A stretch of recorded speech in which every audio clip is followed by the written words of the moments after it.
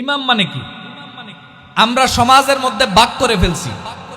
ইমাম হবে একজন, চেয়ারম্যান হবে আরেকজন।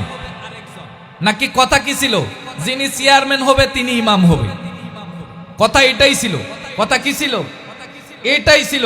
আবু বকর রাষ্ট্রের শাসক ছিলেন, আবার তিনি ইমামতিও করতেন, তিনি জানাজাও পড়াইতেন, তিনি বক্তব্যও দিতেন, তিনি খুতবাও দিতেন, ব্যবসাও করতেন, তদারকিও করতেন, সেনা প্রধানও ছিলেন, রাষ্ট্রের অধিনায়কও ছিলেন, সার্বিকভাবে হাদিসও বর্ণনা করেছেন, মাসালাও বর্ণনা করেছেন, কিতাব রচনা করেছেন, কোরআন মাজিদ একত্র করেছেন। এগুলোর নাম হলো ইসলামিক ন্যায়পরায়ণ শাসক। আলমে বরজখ, আলমে আখিরাত, তিনটা জগৎ। মানুষকে দুনিয়ার জগতে শাস্তি দিতে হইলে শরীরে শাস্তি দিতে হয়। মানুষকে শাস্তি কোথায় দিতে হয়? শরীরে। আপনি কি মানুষের মনে মাইট দিতে পারবেন? সম্ভব না। আখিরাতের মধ্যে, আলমে বরজখের মধ্যে আল্লাহ রাব্বুল আলামিন মানুষের রূহে শাস্তি দিবেন। মানুষের রূহে শাস্তি দিবেন।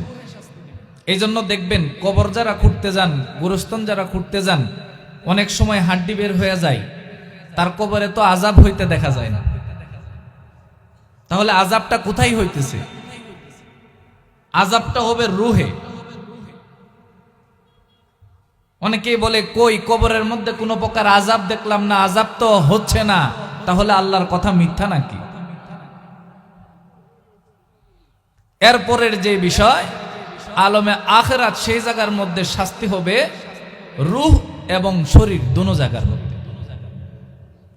রূহ এবং শরীর দুনো জায়গায় আল্লাহ রাব্বুল আলামিন শাস্তি প্রদান করবেন।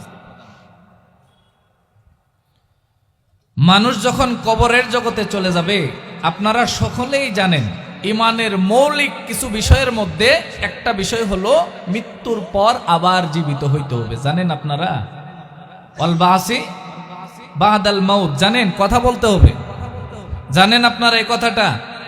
মৃত্যুর পর আবার জীবিত হইতে হবে। আল্লাহ আমাদেরকে কি করবেন? জীবিত করবেন। ওই জীবিত হওয়ার সময় অত্যন্ত একটা ভয়ানক সময় হবে।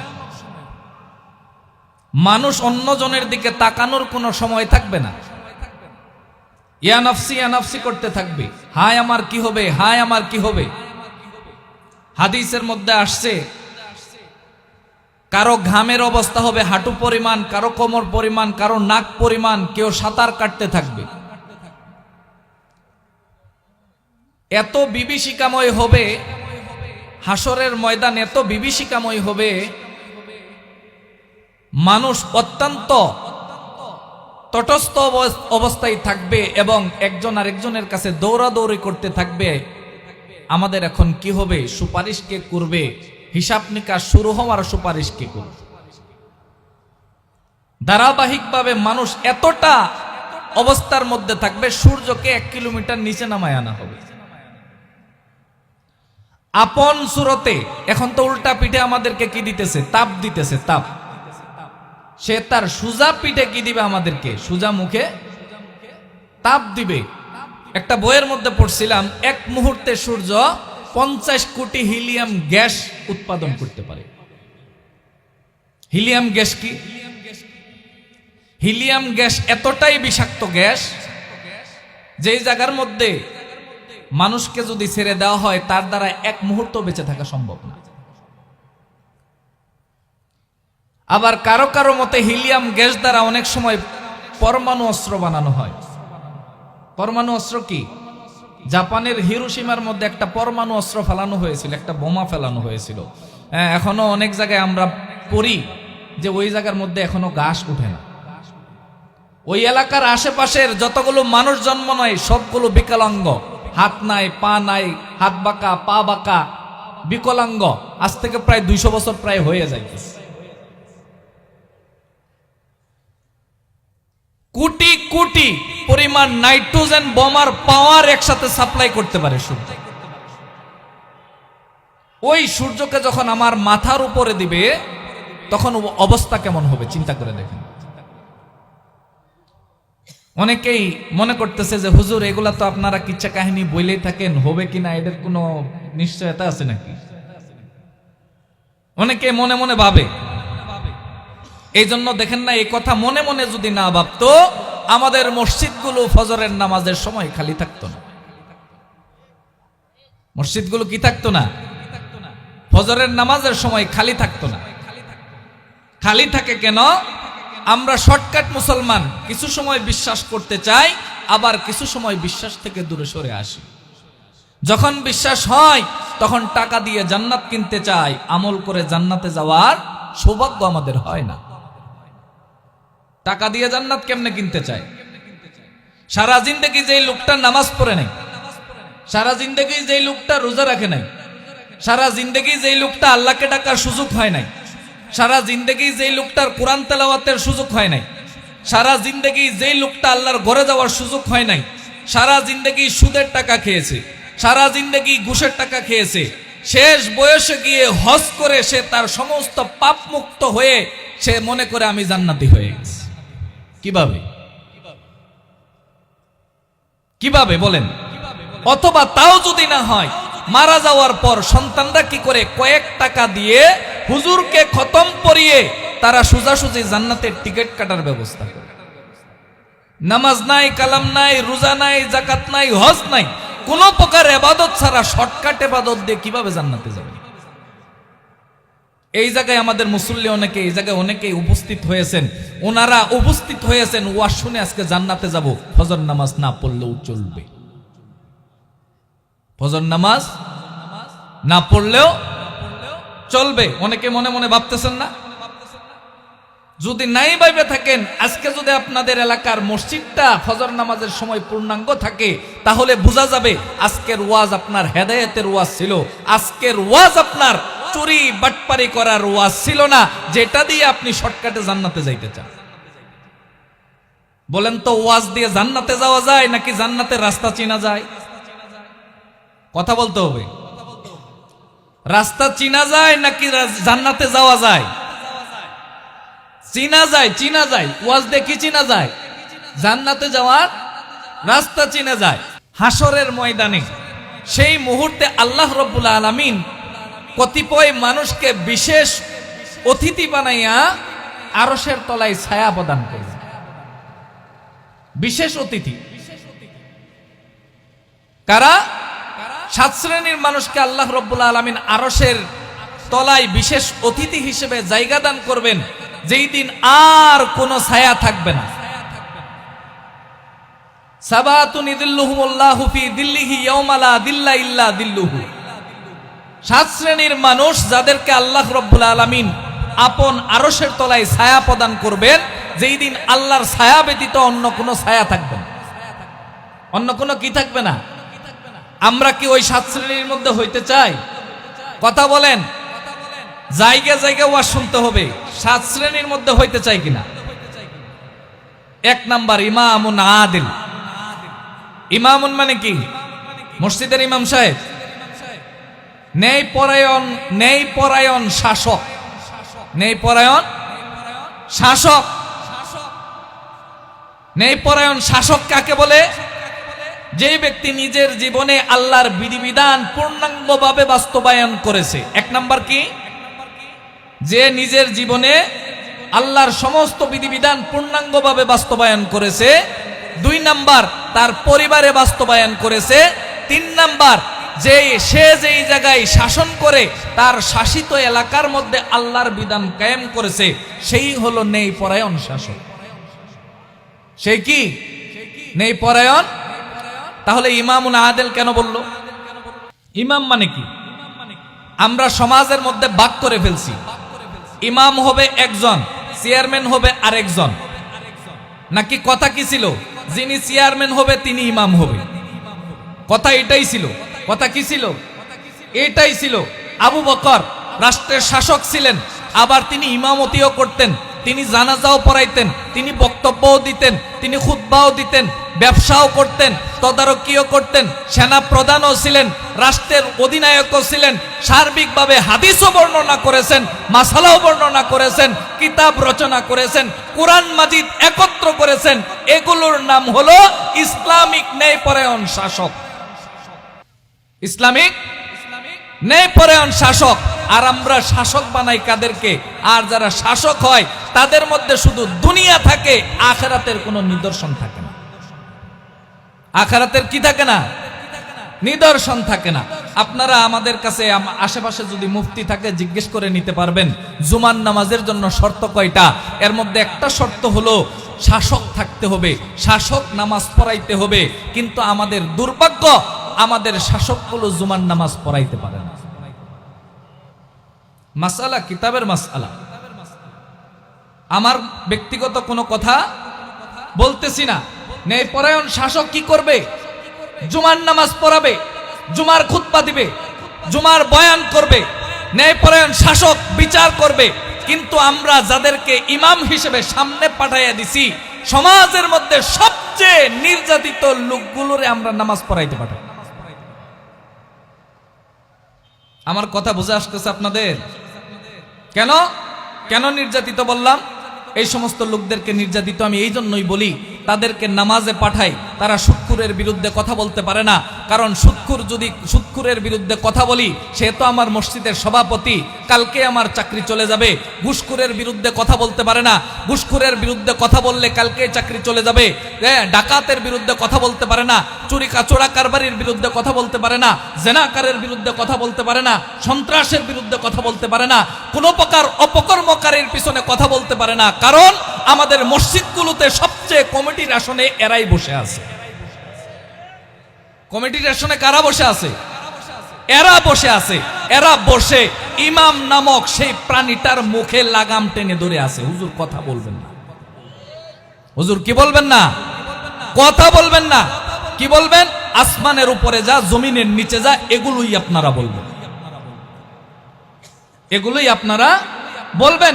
আমি আপনার জানার জন্য বলে দেই যেই ব্যক্তি দুনিয়া বুঝে না, যেই ব্যক্তি দুনিয়া বুঝে না, সে কোনোদিন আখিরাত বুঝে না। ও, আপনি সুদের হিসাব বুঝেন, শতকরা 2.5% বুঝেন, শতকরা 10% বুঝেন, যাকাতের হিসাব বুঝেন না, তাহলে কেমনে হইল? আপনি সুদের হিসাব বুঝেন, যাকাতের হিসাব বুঝেন না, তাহলে তো হইল না। হইল? যাকাতের মধ্যে পার্সেন্ট আছে, আপনি সুদ বুঝেন, হুজুর যাকাত কেমনে দেয় এটা বুঝি না, এটা বুঝি না। ফিতরা কেমনে দেয় বুঝি না। কুরবানি ফরজ হয়েছে, এটা কিভাবে নির্ধারণ করব বুঝি না। আপনি শুধু দিন বুঝেন না, দুনিয়া বুঝেন, সুদ বুঝেন, ঘুষ বুঝেন, ডাকাতি বুঝেন, চুরি বুঝেন, পার্সেন্টেজ বুঝেন, দালালি বুঝেন। আর আপনি দিনের বেলায় এসে নাদান হয়ে যান। আপনি হলেন লেবাসদারি একজন শয়তান।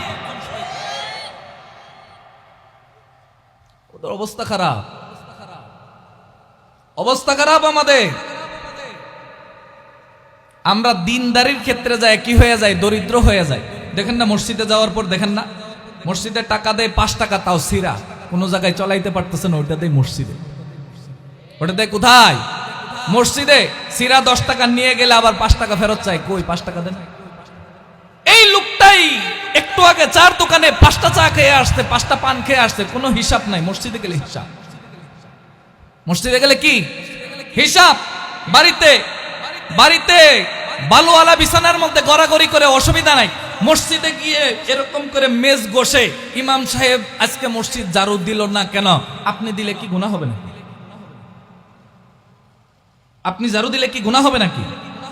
এই সমস্ত লোক আমাদের নেতা হয়ে বসে আছে। এদেরকে নেতা বানানোর কথা আমাদের ছিল না। আমাদের নেতা হওয়ার কথা ছিল ওমরের প্রতিচ্ছবি। আমাদের নেতা হওয়ার কথা ছিল কার? আবু বকরের প্রতিচ্ছবি।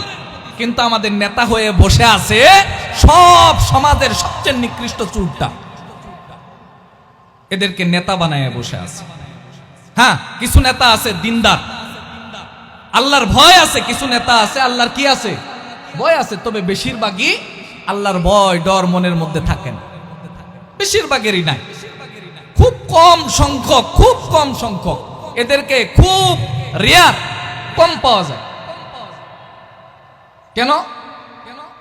ইমাম কেমন হবে?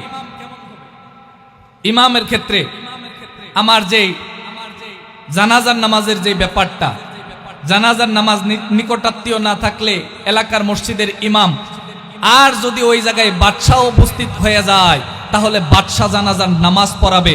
আর আমাদের কপাল কতটা পুরা, বাদশাহ তো নামাজ পড়াইতে পারে না, বাদশাহ মসজিদেও ঢুকতে পারে না। বাদশাহ তো নামাজ পড়াইতে পারেই না, বাদশাহ কোথায় ঢুকতে পারে না? মসজিদেও ঢুকতে পারে না। আর আমাদের নেতারা যদি কোনো মতে আমাদের জানাজার নামাজে আসে, দেখবেন টাকনুর নিচ থেকে কাপড়টাই উঠাইতে পারে না। টাকনুর নিচ থেকে কি উঠাইতে পারে না? কাপড়টাই উঠাইতে পারে না। এই সমস্ত লোকদেরকে নেতা বানাইছেন, এদের পিছনে গুড়গুড় করতেছেন। নেতা হওয়ার কথা ছিল কে, আর আপনি বানাইছেন কাকে? আর আপনি তার পিছনে গুড়গুড় করে জনাবে মুহাম্মদ মুস্তাফা সাল্লাল্লাহু আলাইহি ওয়াসাল্লামের আদর্শের গলায় ছুরি চালায়া দিয়েছেন।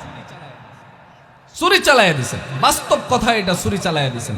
এই সমাজের মধ্যে, আপনাদের সমাজে তালাকের মাসালা হয় কিনা? হয়, তালাকের মাসালা হয়। মনে হয় তালাক এই সমাজে কেউ দেয় না। সন্তানের শিক্ষা, তাদের গায়ের কাপড় কখনো খুলবে না, তাদের বক্ষ কোনোদিন কাউকে দেখাবে না, এটা মুসলমানের সন্তানের শিক্ষা। আর বিজাতীয় কালচার, পশ্চিমাদের কালচার বুকে ধারণ করে আমার যুবকেরা শর্ট প্যান্ট পরে নাভির নিচে কাপড় পরে রাস্তাঘাটে বেহায়া বেলাল্লাপনার মতো যেভাবে হেঁটে যায়, তাদের দেখলে কোনোদিন মুসলমান যুবক মনে হয় না, মনে হয় কোনো খ্রিস্টান পাদ্রীর ছেলে যাইতেছে। কোন খ্রিস্টান পাদ্রীর ছেলে যাইতেছে। মাঝে মধ্যে আমার কাছে মনে হয় দুঃখ লাগে, কোথায় থাকি আমরা? ছেলেদেরটা নয় বাদ দিলাম, মেয়েদের অবস্থা দেখেন না, যুবতী মেয়েদের অবস্থা দেখেন না। তাদেরকে আল্লাহ বলছেন পর্দা করার জন্য তারা বুরকা এমন টাইট ফিটিং ভাবে বানায়, মনে হয় যে শরীরের কোন গুস্তটা একটু ছোট আছে ওটা আরো টাইট করে বানায়। আপনারা অন্য চিন্তা করেন না। আল্লাহ বলছেন পর্দা করার জন্য, সৌন্দর্য ঢাকার জন্য। ওয়ালা ইউবদিনা যিনাতাহুন্না ইল্লা মা যাহার, তাদের সৌন্দর্য যেন কি না পায়, প্রকাশ না পায়। অথচ বুরকা পরে সৌন্দর্য প্রকাশ করার জন্য আল্লাহ কি করতে বলছে? বুরকা পরতে বলছে নাকি পর্দা করতে বলছে? জোরে বলেন না। পর্দা করতে বলছে। আর আমরা বুরকা নামক অভিশাপ, আপনার চেয়ে হিন্দু মেয়েটা ভালো, মাথার মধ্যে ঘুমটা দিয়ে চলে, তার শরীরের গঠনাকৃতি বোঝা যায় না। মুসলমান, আপনার অঙ্গভঙ্গিমা, আপনার চালচলন দেখে মনে হয়, হাদিসের মধ্যে আসছে আল্লাহ রসুল বলছে কিয়ামতের আগে এমন একটা সময় আসবে, নারীরা পোশাক পরবে মনে হবে উলঙ্গ হয়ে যাইতেছে। বর্তমানে সময় তো এটাই। আর কখন? এখন বর্তমানে যে যত বেশি উলঙ্গ সে তত বেশি সেলিব্রিটি, যে যত বেশি উলঙ্গ সে তত বেশি কি সেলিব্রিটি। ওরে বাপ রে বাপ, সবচেয়ে উলঙ্গ যে বেশি সে তত বিশ্ব সুন্দরী বেশি। আর যুবকরা তাদের পিছনে ক্রাশ খায়। ক্রাশ মানে বুঝেই না, ক্রাশ মানে চোখের জিনা। ক্রাশ মানে কি? চোখের জিনা। অনেক যুবকে কয় আমি ক্রাশ খাইছি। ক্রাশ খাইছি মানে কি? চোখের জিনায় লিপ্ত হয়েছে। সে চোখের জিনায় লিপ্ত হয়েছে। আমি ইমোশনাল হয়ে গেছি। তুমি মনের জিনায় লিপ্ত, তুমি কলবের জিনায় লিপ্ত। ইমোশনাল মানে কি? কলবের জিনায় লিপ্ত। তোমার কলব এখন জিনা করার জন্য আকাঙ্ক্ষা করতেছে। যুবক যুবতী যেভাবে আমাদের হারে, বাংলাদেশের মধ্যে মাঝখানে একটা কথা বলে রাখি, অনেক মুসলমান, মাঝখানে একটা কথা বলে রাখি, বর্তমানে আমাদের হিন্দু যারা আছে তারা আমাদের মুসলমান মেয়েদেরকে বিভিন্নভাবে টার্গেট করতেছে। মনোযোগ দিয়ে শুনবেন একটু কথাটা। মাঝখানে ভূমিকা স্বরূপ মাঝখানে একটু ছোট্ট করে বলতেছে একটা নিউজ। মুসলমান মেয়েদেরকে টার্গেট করতেছে কিভাবে? মুসলমান মেয়েদের কাছে মেসেজ পাঠায়, আমি মুসলমান হইতে চাই। মুসলমান মেয়েটা যদি মেসেজের উত্তর না দেয়, তুমি কেমন ধর্মের অনুসারী, আমি মুসলমান হইতে চাই, তুমি আমাকে মুসলমান বানাবো না? মেয়েটা কই, এরে মুসলমান বানাইলে আমি তো নামাজ রোজা ছাড়াই জান্নাতে যাবো। আস্তে করে উত্তর দেয়। উত্তর দেওয়ার পর সেই ছেলেটা আস্তে আস্তে রিলেশন করতে চায়, তুমি যদি আমাকে বিয়ে করো আমি মুসলমান হবো, ঠিক আছে আমি তোমার বিয়ে করবো। সে তো জান্নাতে যাওয়ার আশায় বিয়ের জন্য রাজি হয়ে গেছে। কয়েকদিন পর দেখা করার জন্য জায়গা বলে, দেখা করার পর তার সাথে শারীরিক সম্পর্ক করে ভিডিও ধারণ করে রাখে। তার পরিবারকে দেখানোর ভয় দেখিয়ে বারবার দর্শন করতে থাকে। আরো বন্ধু বান্ধব নিয়ে দর্শন করার পর এক পর্যায়ে তাদের ভিডিওটাও দেখানোর পর তাকে নিয়ে ঢাকায় বিক্রি করে 30,000 টাকায়, ওই জায়গা থেকে ইন্ডিয়াতে বিক্রি করে 7 থেকে 8 লাখ টাকায় গত বছরে প্রায় 800-এর চেয়ে বেশি নারীকে, মেয়েকে ইন্ডিয়াতে পাচার করা হয়েছে। এই জন্য সাবধান থাকবেন। এই জন্য কি থাকবেন? সাবধান থাকবেন। আপনার মেয়ে কার সাথে যায়, কোথায় যায়, কিভাবে চলে একটু লক্ষ্য রাখবেন। মুসলমান হইতে চাইলো আর আপনি মুসলমান বানানোর জন্য উঠে পড়ে লাগলেন। মুসলমান হবেন, ঠিক আছে, আমার এলাকার ইমাম সাহেবের নাম্বার দিলাম, তার কাছে মুসলমান, তার কাছে কি হও, মুসলমান হও। তোমার নিজের ইমানের ঠিক নাই, আরেকজনের মুসলমান বানাইতে চলছে। এদের গ্রুপটার নাম হলো বাগোয়া লাভ ট্রিপস। বাগোয়া লাভ ট্রিপস এটা অন্যতম জঙ্গি সংগঠন, হিন্দুদের জঙ্গি সংগঠন আরএসএস। এদের দ্বারা, শিবসেনা দ্বারা পরিচালিত। আমাদের মেয়েগুলোকে, বোনগুলোকে আমরা কি করব? এদের সবচেয়ে বেশি টার্গেট হলো গাজীপুর, সবচেয়ে বেশি টার্গেট। কিছুদিন আগে মেলান্দরে এরকম একটা ঘটনা ঘটছিল। মেলান্দরে একটা মেয়ে এরকম ভাবে ফাঁদে পড়ছিল, অনেক কষ্ট করে আলেম উলামারা ছাড়াই নিয়ে আসছে। এরকম বাংলাদেশের মধ্যে হাজার হাজার হাজার হাজার। আপনার মেয়েকে কোথায় রেখে দিচ্ছেন? মেসে রেখে দিচ্ছেন, একটু নজর রাখেন, একটু নজর রাখেন। আপনি তো মনে করতেছেন আমার মেয়ের মতো পবিত্র আর কেউ নাই। ওই পবিত্র পানিতেই তো অপবিত্র হয়। অপবিত্র পানি কোনোদিন অপবিত্র হয় না, সে তো আগে থেকেই অপবিত্র। আপনার পবিত্র পানিটা যেন, পবিত্র মেয়েটা যেন অপবিত্র না হয়ে যায়। আল্লাহ তাআলা আমাদের সকলকে বুঝার তৌফিক দান করুন। যুবক, এই যে টিকটকের নেশায় তুমি ডুবেছ, জোহরের আজান চলে যায়, আসরের আজান চলে যায়, মাগরিবের আজান চলে যায়। অনেক যুবককে দেখলাম এই দোকানগুলোতে ঘুরে বেড়াইতেছে। নেশা কি? পাশ দিয়ে মেয়ে যাবে, একটু ঘষা লাগলেই তো জান্নাত। আর না হয় ওই জায়গায় দাঁড়ায় আছে কেন? আর না হয় তারা ওই জায়গায় দাঁড়ায় আছে কেন বলেন? কিসের নেশায় দাঁড়ায় আছে ওই জায়গায়? অধিকাংশ মাহফিলে দেখেছি, অধিকাংশ মাহফিলে মারামারির একমাত্র কারণ মেয়েরা হেঁটে যাবে, ছেলেরা ধাক্কা দিবে। আপনাদের ওইদিকে মনে হয় না? সবাই মনে হয় আল্লাহওয়ালা। আমাদের ওইদিকে অনেক দেখছি আমি, কোবাকবি পর্যন্ত হয়েছে মাহফিলের মধ্যে এগুলার কারণে। এজন্য মহিলারা যারা আসছেন, যারা নিজের মেয়ে আনছেন বা বাতিজি আনছেন, তাদেরকে নিজের কাছে চাপ দিয়ে ধরে রাখবেন। কোনো পুরুষ ছাড়া ওয়াজ শুনতে আসা আপনার জন্য জায়েজ নেই। মাহরাম ছাড়া ওয়াজ শুনতে আসা কোনো মহিলার জন্য একাকী জায়েজ নাই। আপনি আসবেন, আর এক ছেলে আপনার মেয়েকে দেখে টিপ্পনি কাটার চেষ্টাই করবে, শীষ বাজানোর চেষ্টা করবে। এরকম বখাটে যুবকের অভাব আমাদের সমাজে নাই। আমাদের মেয়েগুলো এখন নিরাপদ না। আল্লাহ তাআলা আমাদের সকলকে বুঝার তৌফিক দান করুন। যুবকরা এখন পবিত্র ভালোবাসা নামক অপবিত্র রিলেশনে লিপ্ত হয়ে গেছে। অপবিত্র রিলেশন, অপবিত্র রিলেশন মানে কি?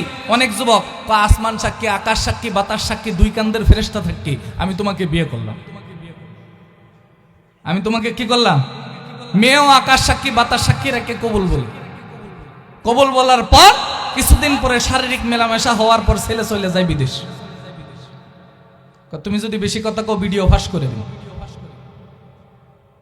যুব সমাজ ধ্বংস হয়ে যাইতেছে। যুব সমাজ কি হয়ে যাইতেছে? ভিতরে ভিতরে খোকলা হয়ে গেছে।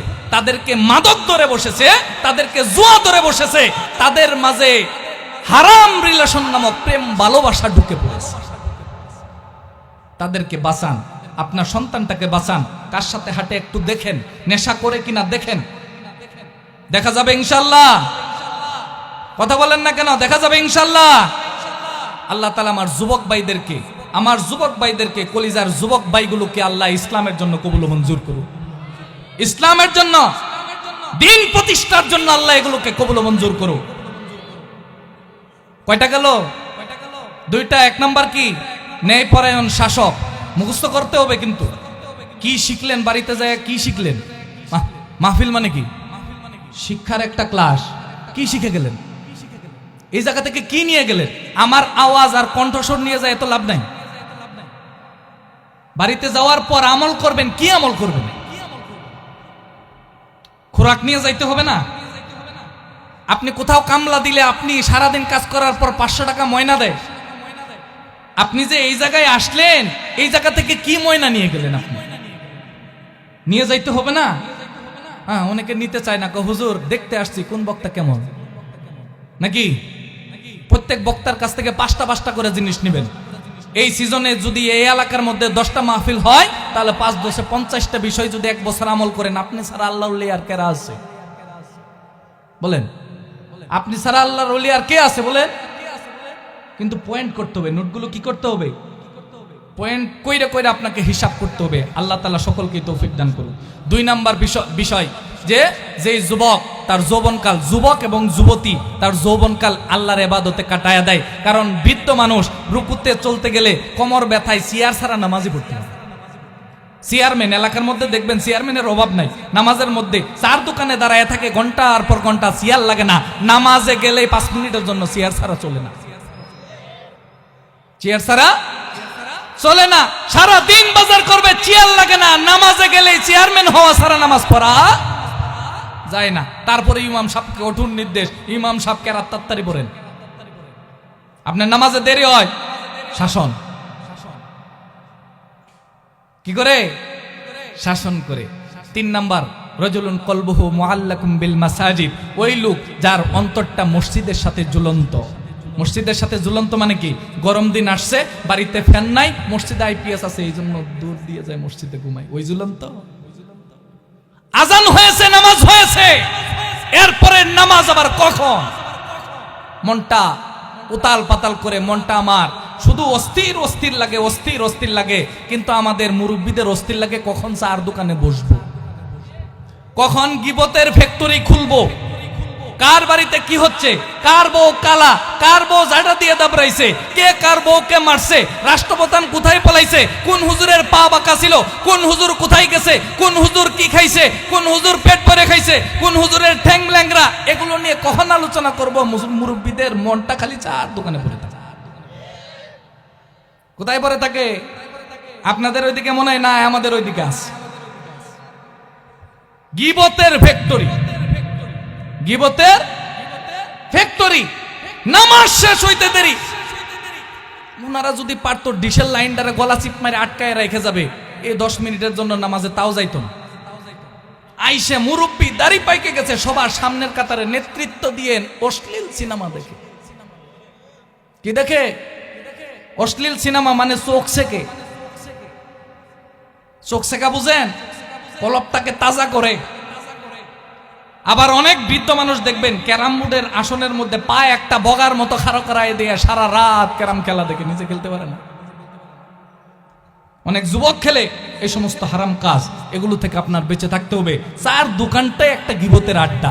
এই জায়গা থেকে যত বেঁচে থাকা সম্ভব, আপনি বাড়িতে যান, চা পাতি কিনে নিয়ে যান, মজা লাগবে না। ওই জায়গায় কি লাগবে না? মজা লাগবে না। স্ত্রীকে সময় দেন, মজা লাগবে না। কারণ পর্নারীর মধ্যে যে মজা, এই মজা তো স্ত্রীর মধ্যে নাই। কেন নাই? আপনার চোখ তো খারাপ হয়ে গেছে। চোখ কি হয়ে গেছে? খারাপ হয়ে গেছে। আপনার চোখের রোগ হয়েছে। আপনার চোখ টেপরা, আপনি সোজা দেখবেন কেমনে? আপনি সোজা দেখবেন কেমনে? আপনার তো হালাল পছন্দ হয় না, হালাল মজা লাগে না, এই জন্য হারামের মধ্যে আপনি মজা খুঁজেন। হারামের মধ্যে কি খুঁজেন? মজা খুঁজেন। মসজিদের মধ্যে অন্তর ঝুলন্ত থাকতে হবে। কিভাবে ঝুলন্ত থাকবে? এক নামাজ যাওয়ার পর আরেক নামাজ আসবে। মাঝখানে একটা কথা বলি, আমাদের মুসল্লিরা এই জায়গায় উপস্থিত অনেকে নামাজ পড়েন, কিন্তু নামাজ পড়েন সুন্নত পড়ে বসে থাকেন। মসজিদে ঢোকার পর 2 রাকাত তাহিয়াতুল মসজিদ আছে, এটা পড়েই না।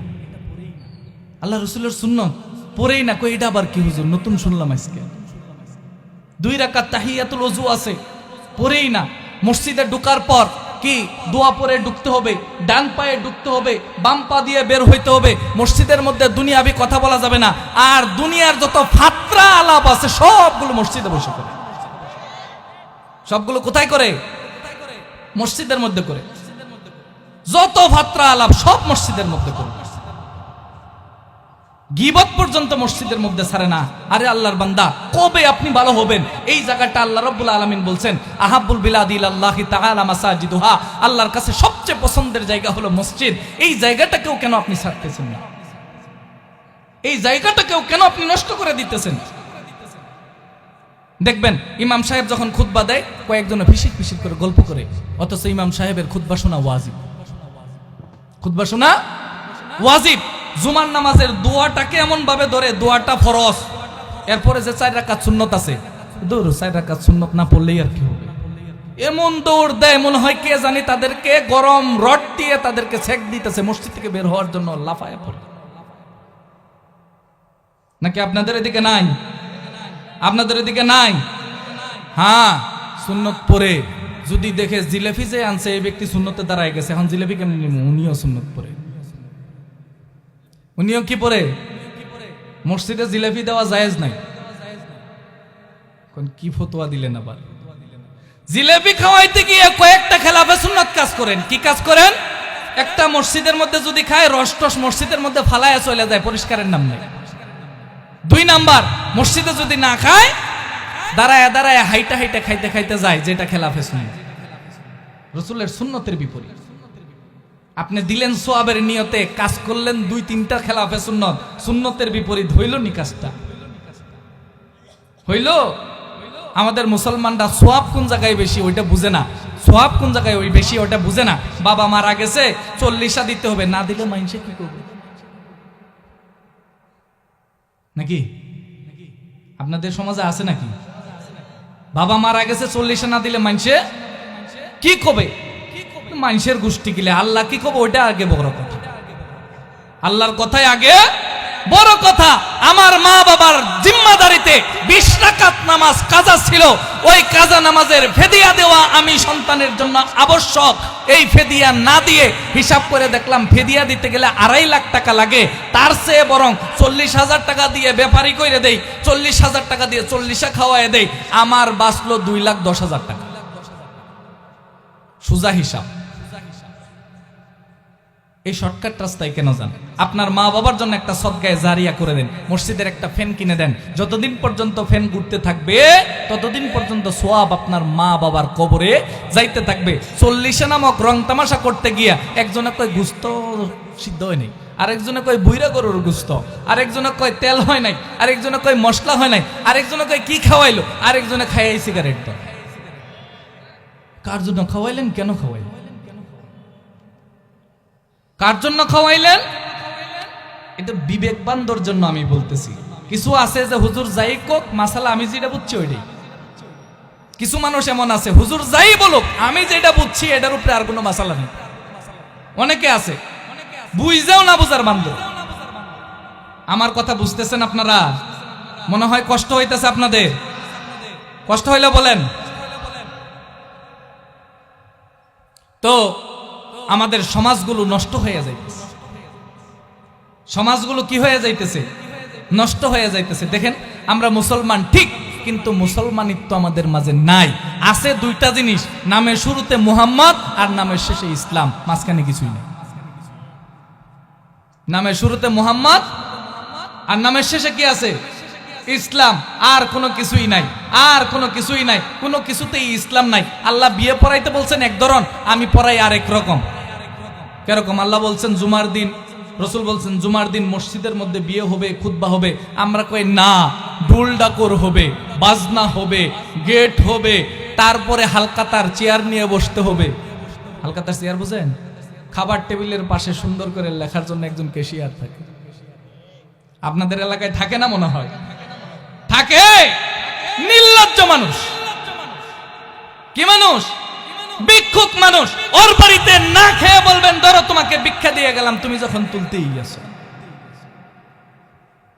আল্লাহর রাসূল বলছেন ফিরি ফিরি খাওয়াবা, আউলিম ওয়ালাউ বিশাত, যদিও অলিমা করাও, যদিও কি হয় বকরি দিয়ে হয়। এই বেটা অলিমা খাওয়াইতে যায় টাকার বান্ড নিয়ে বসছে। মানুষও চালাক, 1000 টাকা দিমো 15 জন যায় খাম। মানুষও চালাক। এই জন্য দেখবেন হিসাব নিকাশ কইরা শেষে, অনুষ্ঠানের শেষে 70,000 টাকা কম পড়ছে। 70,000 টাকা কি পড়ছে? কম পড়ছে। কেন? ইসলামের মাঝখানে আপনি অন্য একটা ঢুকায় দিছেন, অন্য একটা ঢুকায় দিছেন। আচ্ছা বলেন তো মুসলমানি করানো কি? জোরে বলতে হবে। খালি চামড়াটা কাটা সুন্নত নাকি? চামড়াটা কাটাই তো সুন্নত। মাঝখান থেকে খাওয়া দাওয়া করতে আসলো,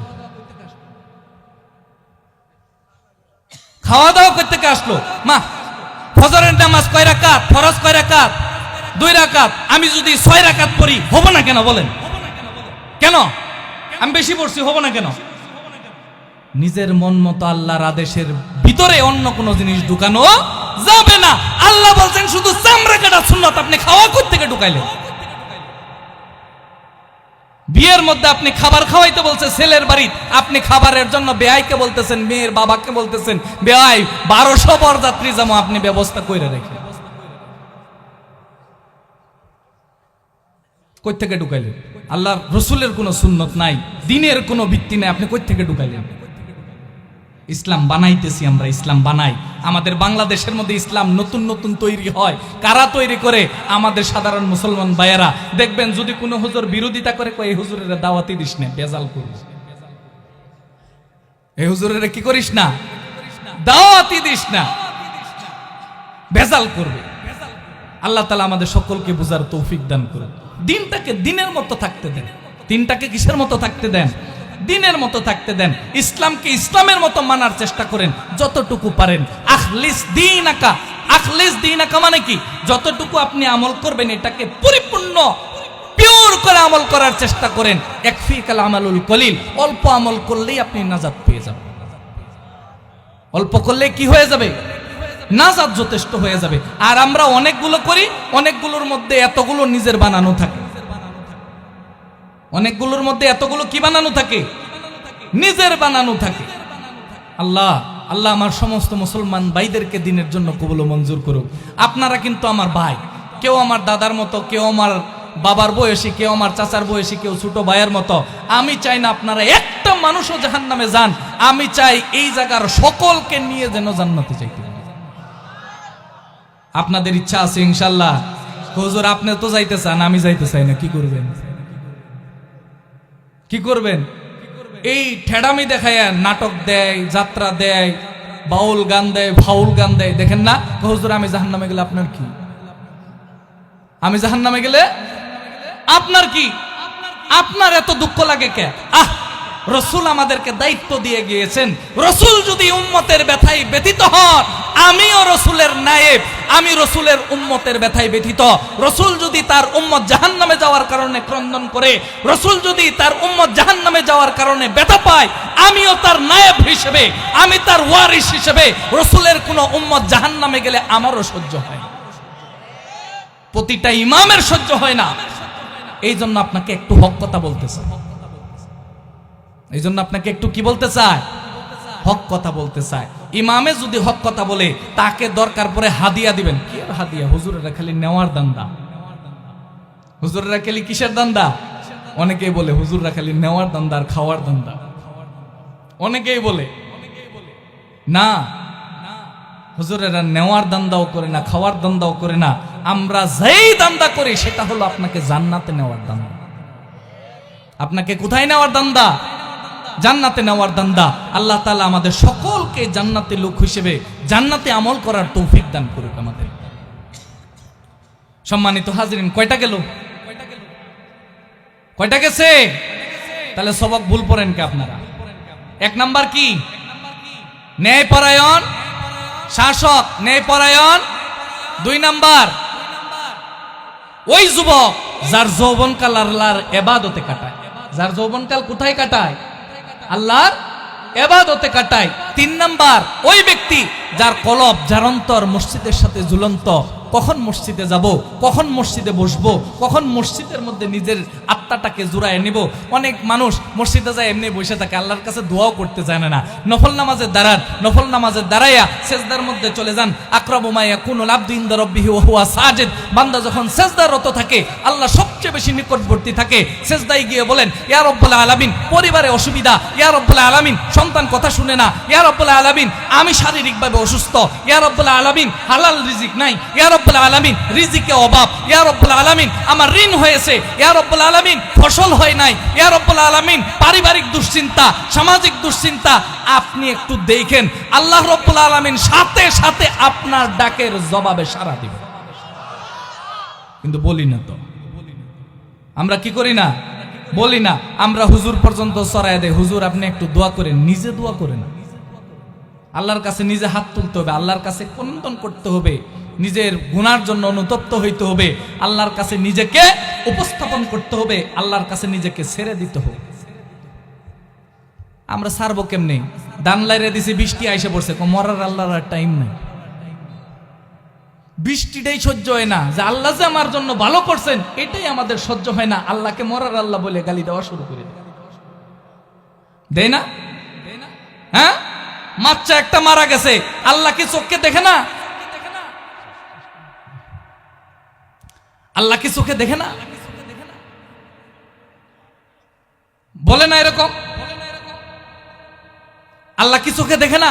এগুলো সম্পূর্ণ আল্লাহর সাথে আমাদের বেয়াদবি হচ্ছে, কুফরি হয়ে যায়, শিরকি হয়ে যায়, এই জাতীয় কথা বলা যাবে না। আল্লাহ তাআলা আমাদের সকলকে বুঝার তৌফিক দান করুন। শর্টকাটে আমি 7টা বলে দেই, কি বলেন? একেবারে সংক্ষিপ্ত ভাবে। কয়টা গেল? 3টা গেছে, 4টা। ওয়ারাজুলানি তাহাব্বা, দুইজন লোক ভালোবাসে, কিসের জন্য? আল্লাহর জন্য। ইজতামা আলাইহি ওয়া তাফাররাকা আলাইহি, আল্লাহর জন্য ভালোবাসে, আল্লাহর জন্য এক হয়, আল্লাহর জন্য আলাদা হয়। আমরা ফেরাউনকে ঘৃণা করি কার জন্য? কথা বলতে হবে, কার জন্য? কথাই কইতে গেন, মুরব্বীরা কথা কয় না, সারাদিন কাজ করছে, এখন চিল্লান কে আপনি? হ্যাঁ, আল্লাহর জন্য আওয়াজ বুলন্দ করতে হবে। এই জায়গায় যদি না করেন তাহলে যে জায়গায় গান বাজনা ওই জায়গায় কথা বলবে। কার জন্য? ফেরাউনকে ঘৃণা করি কার জন্য? রাসূলকে ভালোবাসি কার জন্য? সাহাবাকে ভালোবাসি কার জন্য? এই যুগেও যদি কোনো ফেরাউন উদ্ভূত হয়, ফেরাউন আসে, রাসূলকে গালি দেয়, নবীকে গালি দেয়, ইসলামকে গালি দেয়, তাকে কি ভালোবাসবো না ঘৃণা করব? কার জন্য? কার জন্য? এই মাহফিলে আসছে কার জন্য? আলাদা হব কার জন্য? আবার ডাক আসলে আসবো কার জন্য? এটাই কারণ, এটাই। ওয়ারাজুলুন দাআতহু ইমরাতুন দাআতু মানসাবিন ওয়া জামালিন, ওই যুবক যাকে সুন্দরী মেয়ে ডাকে, আসো তোমার সাথে দেখা হবে রমনার বটমূলে, দেখা হবে। আমাদের মল্লিকাডাঙ্গা অথবা ওই মেলান্দ ছোট ছোট পাখির খাঁচার ছেলে মেয়েদের জন্য থাকে না, সাক্ষাৎ করার জন্য, ছেলে মেয়ে দেখা করার জন্য, সুন্দর সুন্দর ছোট ছোট খুবচি, ওগুলাতে দেখা করার জন্য ডাকে। আজকে দেখা করবো, দেখা করার সময় যখন ডাকে, ওই যুবক বলে ইন্নী আখাফুল্লাহ, আমি আল্লাহকে ভয় করি, আমি কোনো পরনারীর সাথে সাক্ষাৎ করব না। ও যুবক, তোমার জন্য ঘোষণা, তোমার জন্য আরশের তলায় ছায়া রয়েছে। কোন যুবতীকে যদি কোন যুবক ডাকে, যুবতী যদি বলে ইন্নী আখাফুল্লাহ, আমি আল্লাহকে ভয় পাই, তাহলে ওই যুবতীর জন্য আরশের তলায় কি রয়েছে? ছায়া রয়েছে। 5টা চলে গেল। কয়টা চলে গেল? 5টা চলে গেল। ওয়ারাজুলুন তাসাদদাকা বিসাদকাতিন আখফাহা, ওই লোক যে সদকা করে এমন ভাবে গোপন করে, ডান হাতে কি সদকা করছে ডান হাতে জানে না, ডান হাতে কি সদকা করছে বাম হাতে জানে না। আর আমাদের সদকা কি হ্যান্ডবিলের নাম না উঠলে দিব না? হ্যান্ডবিলের নাম না উঠলে দিব না। মসজিদে আমার নাম ঘোষণা করলো না কেন? টাকা দিন না, টাকা দিব না। আপনার সদকা ওই ক্যাটাগরিতে পড়ে নাই, আপনার সদকা ওই ক্যাটাগরিতে। মোট কথা ইখলাসের সাথে সদকা করা, আল্লাহকে খুশি করার জন্য সদকা করা, আল্লাহর সন্তুষ্টির জন্য সদকা করা। আমরা তো সদকা করি লোক দেখানোর জন্য, মানুষ আমাকে দাতা বলবে, মানুষ বলবে এরে বাপরে বাপ অমুকের পোলা এতগুলো দিছে। এই মন মানসিকতা কি করতে হবে? পরিহার করতে হবে। 6 নাম্বার গেল। 7 নাম্বার, ওয়ারাজুলুন যাকারাল্লাহু খালিয়ান, আল্লাহর জিকির করে নীরবে নিবৃত্তে আল্লাহর জন্য জিকির করতে করতে ফাফাদাত আইনা, তার চক্ষু দিয়া আল্লাহর কারণে পানি বের হয়ে যায়, আল্লাহর ভয়ে পানি বের হয়ে যায়, তওবার কারণে পানি বের হয়ে যায়। এই 7 শ্রেণীর যুবকের জন্য, 7 শ্রেণীর মানুষের জন্য আরশের তলায় মেহমানদারির ব্যবস্থা রয়েছে। কে কে 1 নাম্বার বলেন তো? ন্যায়পরায়ণ শাসক। ওই যুবক যে আল্লাহর ইবাদতে নিজের জীবন কাটায়। 3 নম্বর, ওই লোক যার কলব মসজিদে ঝুলন্ত থাকে। 4 নাম্বার, ওই লোক যে 2 লোক যারা আল্লাহর জন্য ভালোবাসে, আল্লাহর জন্য এক হয়, আল্লাহর জন্য আলাদা হয়। 5 নাম্বার, ওই যুবক অথবা যুবতী যাকে কেউ জেনার জন্য ডাকে, সে বলে আমি আল্লাহকে ভয় পাই। তারপর ওই ব্যক্তি, যে ব্যক্তি ডান হাতে সদকা করে বাম হাত জানে না, অর্থাৎ ইখলাসের সাথে সদকা করে। 7 নাম্বার, ওই ব্যক্তি যে নিবৃত্তে আল্লাহর ভয়ে জিকির করে, আল্লাহকে স্মরণ করে এবং চক্ষু দিয়ে পানি ঝরায়। আল্লাহ তাআলা এই 7 গুণের অধিকারী হওয়ার তৌফিক আমাদের দান করুক। ওয়া আখিরু দাওয়ানা আলহামদুলিল্লাহি রাব্বিল আলামিন।